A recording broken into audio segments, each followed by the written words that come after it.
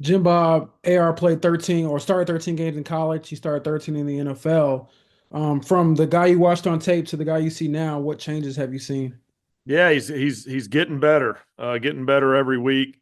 Obviously, we talk a lot. We're putting the work in. He's putting the work in. With the weekly process and the practice plan and the practice schedule, and obviously since we've drafted him, he's gotten a lot of reps, OTAs, training camp, season, all that good stuff.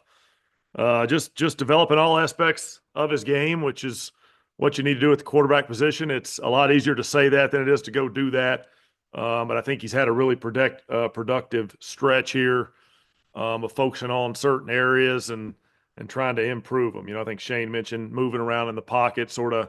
Obviously, he's so naturally athletic and able to avoid defenders at times, but just to be able to slide in the pocket and deliver a nice pass, getting better and better and better at that is something a lot of young quarterbacks work through because those college pockets are a little more forgiving than the NFL. So he's working on a bunch of stuff, and I see continuous improvement. That's what he's chasing. We're seeing that on game day, and we got to keep seeing it, right? We all got to keep doing it. I got to keep doing it. But he's a a young quarterback in this league that's getting better every week. One follow up. Why do you think he's sort of, even this last couple of games he started since coming back from the bench? Why do you think he's been better at some of the intermediate and shorter throws? He's done a nice job, sort of preparing himself to go attack the defense that we're facing each week. Each one of these defenses has these different coverage structures that we have to go attack. And gosh, is it a man team or a true zone drop team where they're staring at the quarterback? And some of these teams play these matchup zones. And the more you dive in during the week, the more you're able to anticipate their movement, maybe. And when you can anticipate their movement, now you're able to sort of deliver that thing a little bit more on time and a little bit more to the right place. I think a lot of times in this league, the success that you have on Sunday is earned sort of Monday to Saturday, and it's no different with the quarterback. Just because you watch a pass thrown in the game, on TV or in person, there's a lot that goes into that pass from an understanding, from a timing, from a practice rep standpoint, and we're sure putting the work in on all those areas around here, and we've been harping on it for a few weeks in front of you guys, letting you know that gosh, we're putting good work in. Anthony's out there putting good work in. It is paying off in these games, and we got to keep that going so we keep that improvement going. But yeah, that's sort of how I see it. George. Tim, what to say about a 22-year-old, or for that matter, any player in the league, to go on the road twice and have these long game-winning drives with the season on the line in many ways? Yeah, he's unfazed by the big moments. He's out there.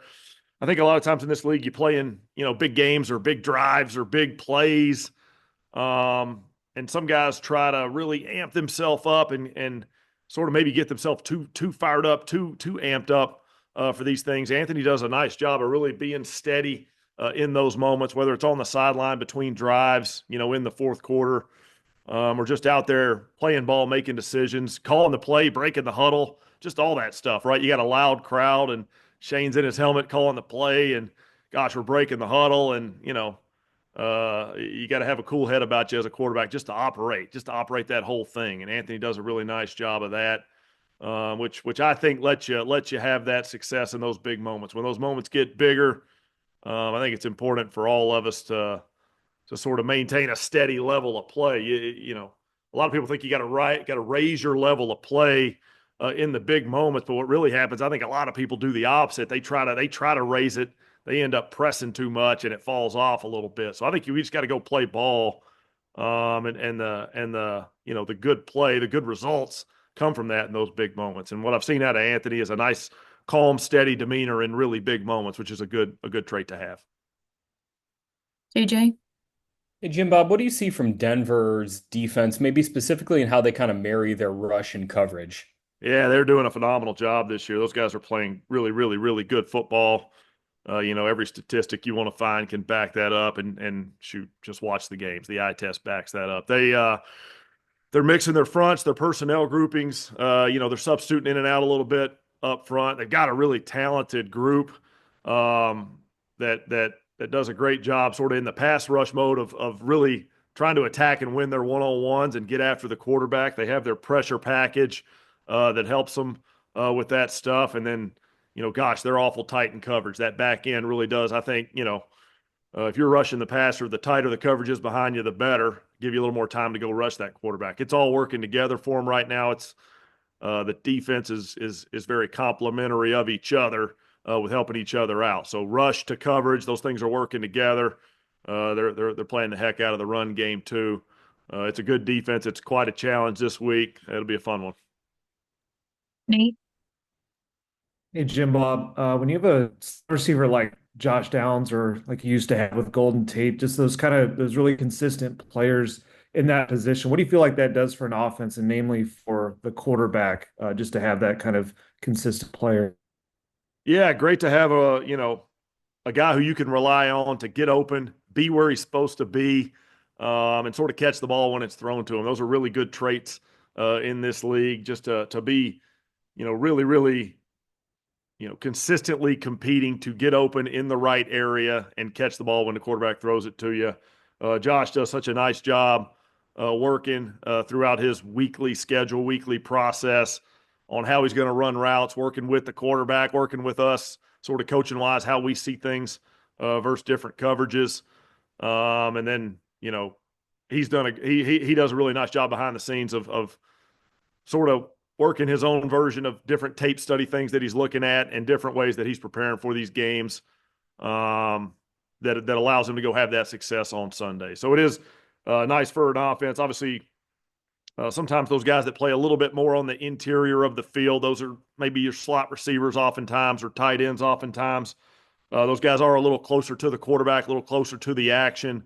Sometimes there are a few more targets to be had there depending on how you're setting your offensive scheme up each week. So to be really reliable in those spots is great, and Josh has done a nice job of that. And just real quick, I know you got to spend 1 year with the Broncos. So just what do you make of the effect of the altitude? And do you feel like there's anything that players need to do or you guys did to be able to handle that? Yeah, I think it's something, sort of every week we play, for us here having the home games in the domes, we really just track our road games. Every week we play a road game. We try to keep an eye on the weather, the opposing crowd, and other factors. Let's put altitude maybe into the weather. I don't know, maybe into the other factors category. So, a lot of weeks in this league, we're looking at what's the chance of precipitation, what's the temperature, what's the, wind. When you go to Denver, you have to be aware of the altitude. It is a part of the game up there. We have some good ideas in place for how to best go execute there. Ultimately, we're going to play a football game. They are too. We know that we're going to go compete against them. But like any different aspect of a road stadium, a road opponent, there's going to be some things we take into account. We're sort of working through the best way to do that for our guys. We are aware of it. Obviously, being there for a year, I'm really aware of that fan base is going to show up. They're going to be real loud. It's going to be a really fun environment. I'm sure they're fired up. Those guys are playing really good football on the other side, and it'll be a fun game to be a part of. Yeah, we'll be prepared for every aspect that we can be prepared for, and then try to go play some good football against them. And then we'll take our last question from Joel. I know there's a lot more quarterbacks running around on design runs than there used to be, but is it still rare enough that if you have that, like you guys have with Anthony, that it's a kind of a curveball for defenses? I would say looking at the tape, sort of every week we play certain opponents. We play these guys and we pull up their tape from the previous, a bunch of weeks, the whole season. We got a bunch of tape, here. You don't see a million snaps of different teams sort of running some of those quarterback keeper type concepts, quarterback related run type concepts. Sometimes we have to make sure we're doing our due diligence to track down how different defenses have played different aspects of that over the years. It's a little bit of a better question for the defensive guys, but sure, if you don't do something, if you don't see something a whole lot of times during a year, it probably is a little bit different when you do see it. I think, there's so many different aspects of the the offense versus defense strategy in this league. But I would say that's definitely one of them. That's certainly one that I would assume shows up for defenses.